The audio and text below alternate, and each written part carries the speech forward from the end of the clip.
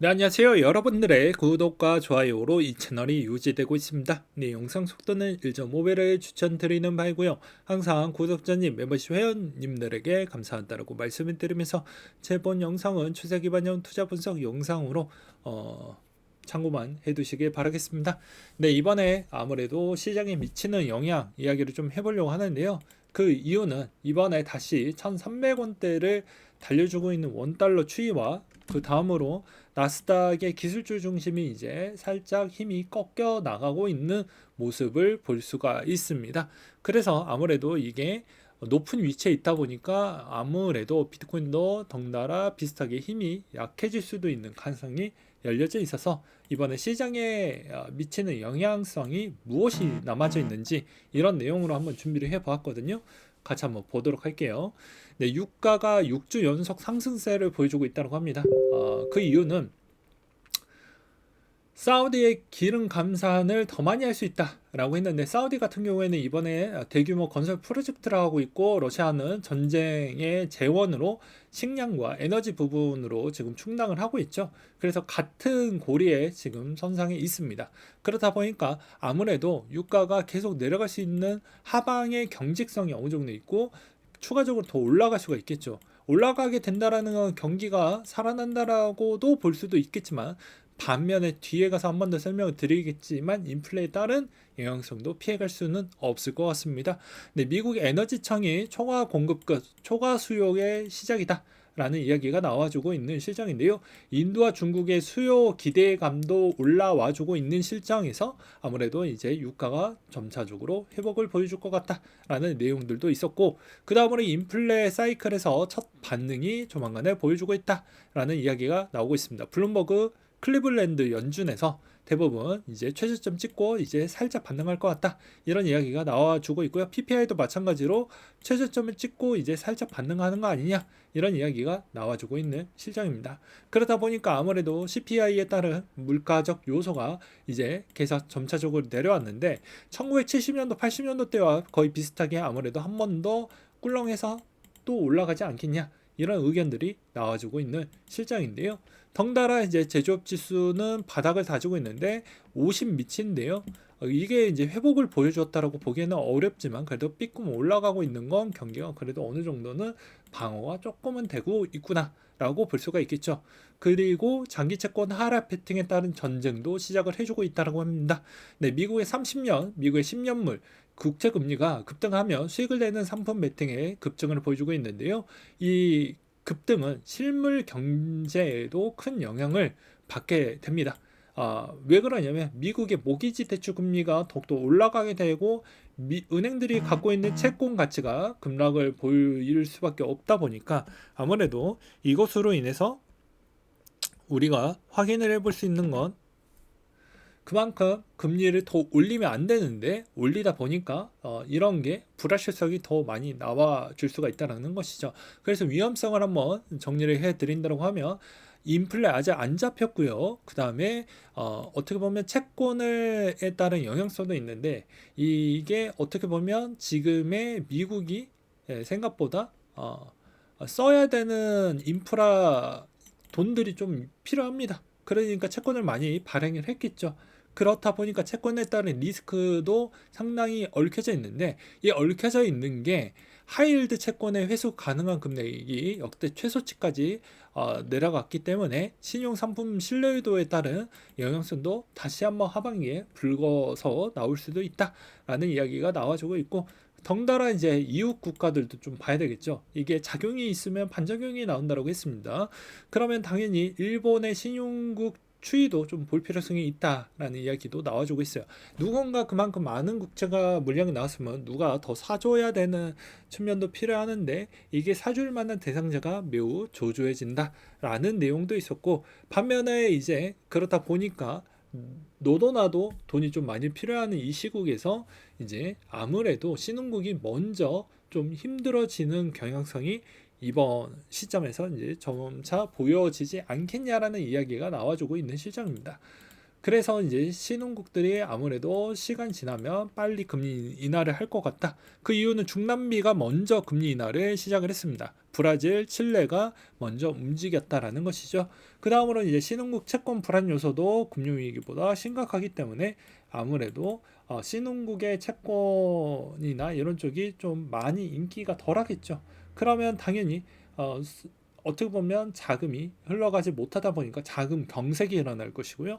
자금 경색으로 인해서 좀 힘들 것 같다라고 볼 수가 있습니다. 그래서 한국도 부채가 자유롭지 못하다 보니까 아무래도 비슷한 신흥국이 내리는 금리를 내리는 시점에 덩달아 내리지 않겠냐, 뭐 이런 이야기가 나와주고 있는 시점입니다. 그래서 종합적으로 본다라고 하면 다음과 같아요. 아무래도 물가가 아직 안 잡혔고 물가가 약간 이제 내려가다가 삐끔 올라가려고 하니까 이게 좀 골치가 아프다라는 것이죠. 그렇다고 해서 유가가 지금 최저점까지 내려왔는데 이게 다시 올라오면 좀 피곤해지는데 아직 물가를 못 잡았다라는 게 지금 피곤하고요. 그래서 금리를 한 번 더 올리게 된다고 하면 모기지도 있고 중소형 부분에 따른 문제점도 있고 중소형 은행들도 아직도 끝나지 않았다라는 거, 그리고 채권에 따른 만기 시점도 고려를 해야 된다라는 거, 그리고 국가 간에 따른 이해도도 있다라는 거, 이런 걸 종합적으로 좀 보고 넘어가자라는 추이로 볼 수가 있게 되겠습니다. 그것으로 인해서 아무래도 채권의 변동성이 워낙 커지다 보니까 이제는 잠깐 쉬어가려고 하는 패턴 곡선을 보여주지 않겠냐. 그리고 덩달아 3분기에 따른 기대감도 생각보다 더 위축되게 지금 보고 있는 실정도 있습니다. 그렇다 보니까 비트코인도 덩달아 포지션이 명확하게 나와주고 있는 실정은 아니다 라고 볼 수가 있겠고요. 그래서 이제 이번에 오실레이터, MVRV, 그리고 SOPR, 퓨얼베스 등등 보게 되면 영선 위에 계속 움직여주고 있는데요. 이 영선 위에 움직여주고 있죠.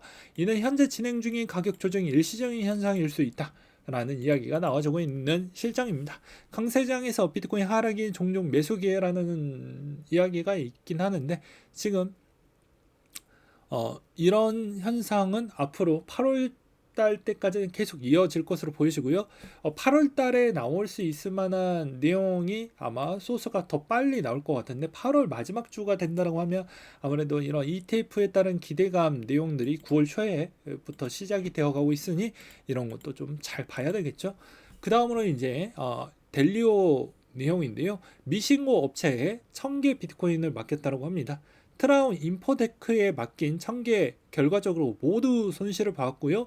이를 회수할 가능성도 적은 것으로 알려져 있는데 아무래도 자기적인 행동이라고도 볼 수가 있는 측면이 좀 많이 보여지죠. 이미 확인이 가능한 업체에서 충분히 맡길 수도 있었지만 그렇지 않았다는 거. 그 다음에 트라운 인포데크 기업 정보라고 해서 여기 부실 업체에다가 이 트라움이 11명 중에 10명이 6월달에 퇴사를 했다라고 합니다. 그러다 보니까 더욱더 문제가 파도 계속 흘러나오고 있다. 뭐 이렇게 좀 볼 수가 있게 될 것 같고요. 그 다음으로 이제 비트코인은 그저 간단하게 볼 필요성이 있다.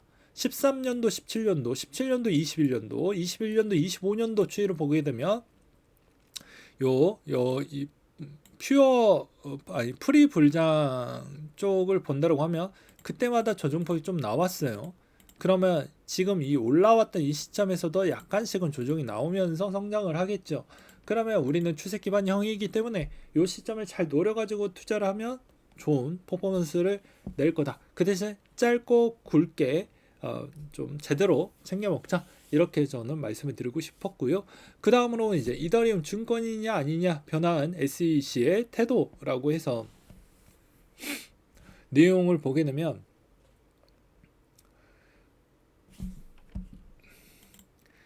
이더리움을 플랫폼으로 사용하고 있기 때문에 증권 일대 피해가 우려된다라고 해서 증권인지 아닌지 확실하게 해달라고 SEC에게 소송을 걸었다고 합니다.